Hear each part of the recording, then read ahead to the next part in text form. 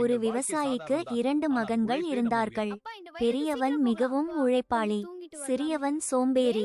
ஒருநாள் அப்பா இருவரையும் அழைத்து, நம் வயலில் ஒரு பெரிய புதையல் புதைந்து இருக்கிறது என்றார். அதை கேட்ட இருவரும் ஆச்சரியமடைந்தார்கள். முழு வயலையும் தோண்டி பாருங்கள், அப்போது தான் அந்த புதையல் கிடைக்கும் என்று அப்பா கூறினார்.